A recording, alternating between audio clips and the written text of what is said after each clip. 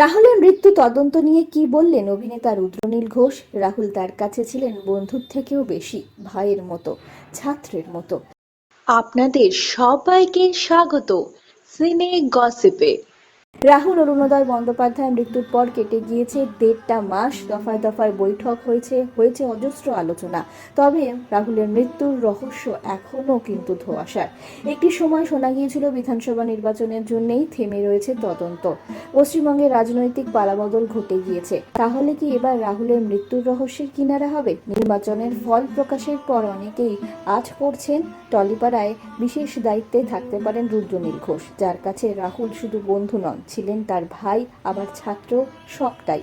রাহুলের মৃত্যুর তদন্ত প্রসঙ্গে একটি জনপ্রিয় সংবাদ মাধ্যমে মুখ খুললেন অভিনেতা রুদ্রনীল ঘোষ। তিনি বিষয়ে জানান, ওর সঙ্গে পরিচয় চিরদিনই তুমি যে আমাদের অনেক আগে থেকে। কিছু মানুষের গাফিলতিতে লোভের জন্য রাহুলকে চলে যেতে হয়েছে, যাদের উদাসীনতায় ওর এই মর্মান্তিক পরিণতি হয়েছে।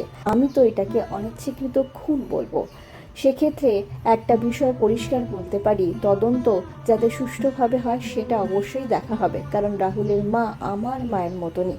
অভাবের সময় তার হাতের রান্না আমি খেয়েছি। রাহুলের সঙ্গে রাজনৈতিক মতাদর্শ আলাদা হলেও মানুষ হিসেবে তিনি অন্যের মতামতকে সম্মান করতে জানতেন বলেই মনে করেন রুদ্রনীল ঘোষ। তাই ঠিক তদন্ত এবং আইন অনুযায়ী দোষীদের শাস্তি না পাওয়া পর্যন্ত তিনি হাল ছাড়বেন না। রুদ্রনীল জানিয়েছেন, কেউ যাতে কোনো সম্পর্ক বানিয়ে ছাড় না পায় সেটা অবশ্যই দেখা হবে। মুঘলের শাসনের সবচেয়ে বড় দিক ছিল সম্পর্ক বানানো, অন্যায় করা আর বেঁচে যাওয়া। নিরপরাধ কেউ শাস্তি পাক যেমন চাই না, তেমন আবার যাদের জন্য এমন ঘটনা ঘটেছে তারা কলার তুলে ঘুরে বেড়াক, এটাও চাই না। আমরা হলাম সিনে গসিপ। জুড়ে থাকুন আমাদের সঙ্গে, সাবস্ক্রাইব করুন আমাদের এই ইউটিউব চ্যানেলটি।